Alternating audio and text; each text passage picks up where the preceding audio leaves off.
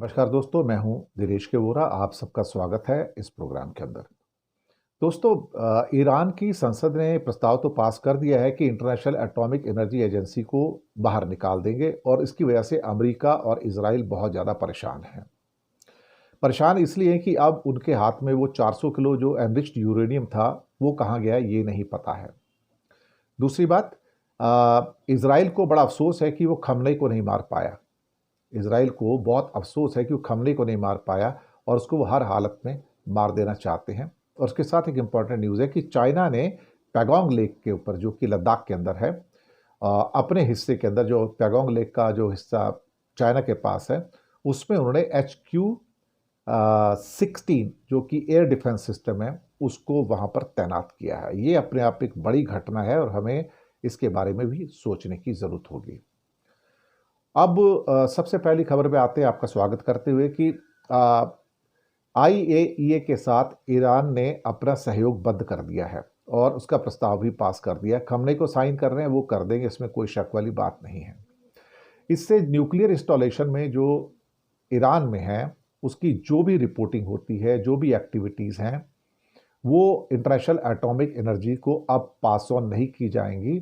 और जो international atomic energy agency के इंस्पेक्टर्स हैं वो अब ईरान में आके इनकी न्यूक्लियर इंस्टॉलेशंस को एग्जामिन नहीं कर पाएंगे, उसको इंस्पेक्ट नहीं कर पाएंगे।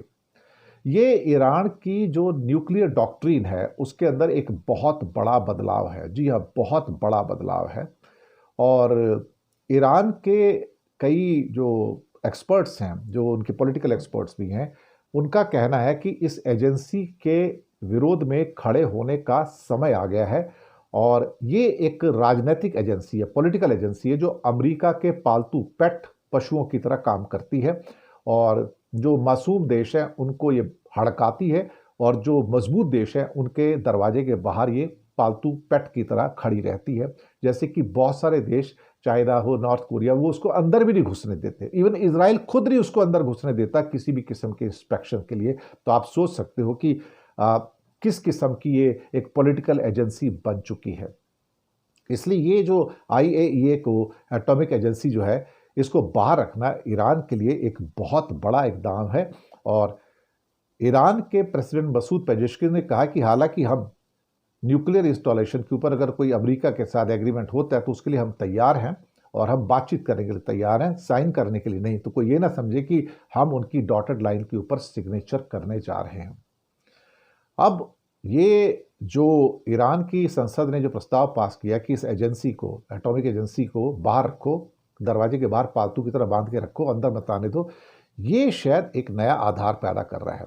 ईरान में अब तक बहुत ज़्यादा देखा जाए तो IAEA का इंटरवेंशन था और बार बार आके इंस्पेक्ट करते थे और अपने अपने हिसाब से वो अपना स्टेटमेंट देते थे। जैसे कि राजनीतिक एजेंट होते हैं अमेरिका के, तो उसके हिसाब से ये उसके सारे के सारे स्टेटमेंट्स आया करते थे।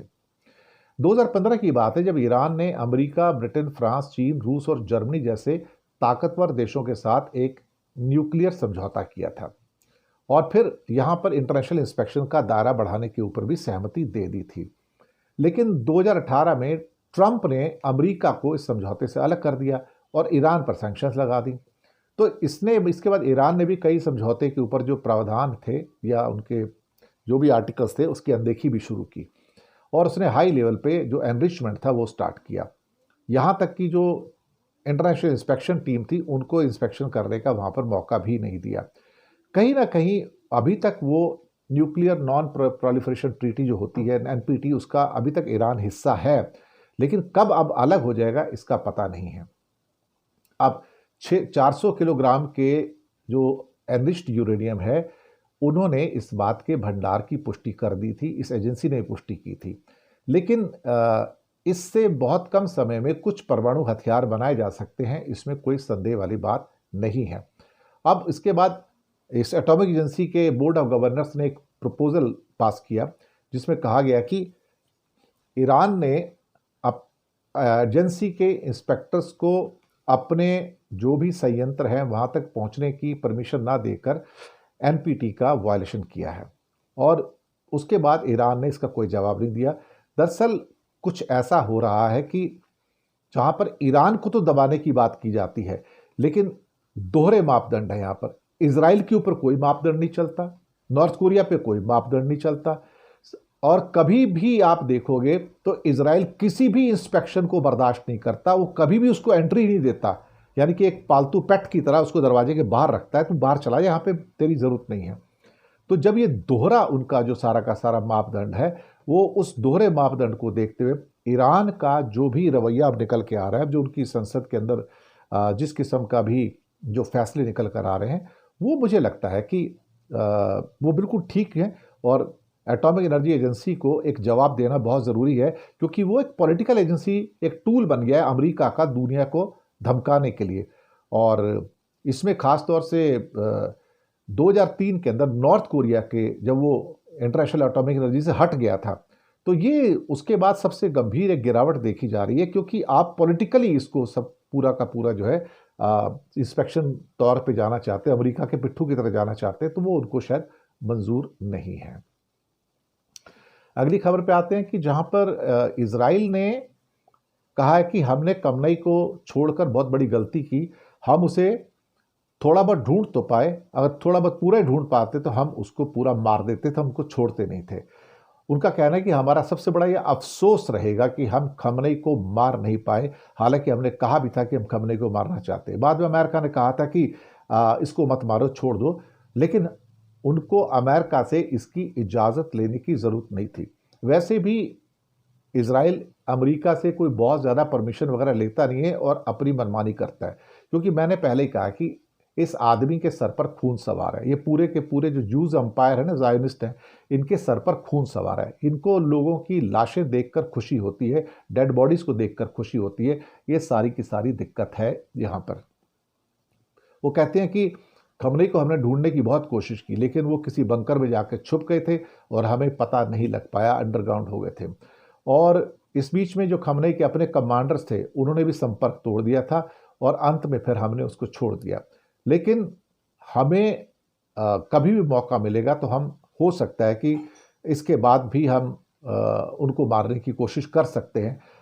अब वो 400 किलो का जो मैंने बताया एक और प्रोग्राम के अंदर, जो सारा का सारा जो यूरेनियम है उसको हासिल करने के लिए वो फिर से एक अटैक करने के चक्कर में है, और वो इस जंग को रोकना नहीं चाहते हैं। मुझे लगता है कि ये अपने आप पे बहुत महत्वपूर्ण है। हालांकि 12 दिन की जंग के बाद पहली बार खमेनी थोड़े बाहर निकल कर आए थे, उन्होंने बोले थे, और उनका कहना है कि हमारी जीत हुई है यहाँ पर। और ये दरअसल बर्दाश्त नहीं हो पा रहा इजराइल को कि वो अकेला ईरान को हरा नहीं पाया, और ना हरा पाने के कारण एक्चुअली उसके मन में हमेशा अफसोस रहेगा कि वो जितनी अपनी उसने बड़ी बड़ी बातें की थी वो उसके ऊपर खरा नहीं उतर पाया, और वो ईरान को सिंगल हैंडेडली डिफीट नहीं कर पाया। एक लास्ट खबर और बताते हैं आपको कि चीन ने पैगोंग लेक में लद्दाख में HQ-16 एयर डिफेंस सिस्टम लागू कर दिया है, वहाँ पे तैनात कर दिया है। ये अपने आप एक बहुत महत्वपूर्ण बदलाव है, और ये वहाँ पर जो तैनाती का जो एक स्ट्रेटजिक बैलेंस है, ये उसको बिगाड़ने के लिए शायद एक किया गया है। क्या उसके मन में है नहीं पता, लेकिन पैगोंग लेक में इस किस्म का कोई तो ऐसा अटैक होने की संभावना नहीं थी, ना भारत के द्वारा किसी अटैक की कोई संभावना थी। अभी इंडिया के नेशनल सिक्योरिटी एडवाइज़र और राजनाथ सिंह अभी चाइना से आए हैं SCO की मीटिंग के बाद, और वहाँ पर ये खबर आती है कि HQ-16 एयर डिफेंस सिस्टम वहाँ पर तैनात कर दिए गए हैं।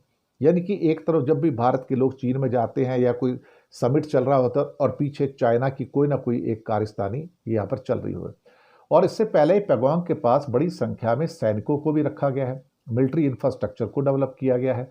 और पिछले साल भी खबर आई थी, और हमने फोटोग्राफ भी दिखाए थे अपने अलग एपिसोड्स में, कि चाइना ने पैगोंग लेक के नॉर्थ और साउथ के किनारों को जोड़ने वाला एक पुल भी बना लिया था, बल्कि अब तो शायद 2 पुल हैं उनके पास टोटल मिला के। इससे उनको दूसरी साइड से इस साइड में आने में कुछ ही मिनट के अंदर टाइम लगेगा, जबकि पहले जो था ये इस पर कई घंटे लग जाते थे। अब पैगोंग का 1/3 हिस्सा भारत में है, जबकि 2/3 हिस्सा चाइना के कब्जे में है।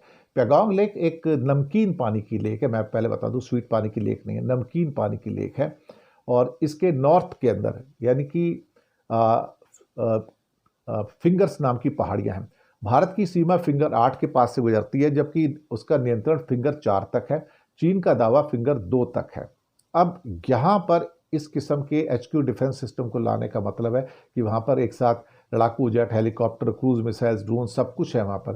तो एक किस्म से चाइना अपने आप को लगातार इक्विप करता चला जा रहा है, खास तौर से इस मोर्चे के ऊपर। तो ये थी बड़ी खबरें हमारी ओर से। तो चैनल को सब्सक्राइब कीजिएगा, हो सके तो छोटी छोटी आर्थिक मदद भी कर सकते हैं।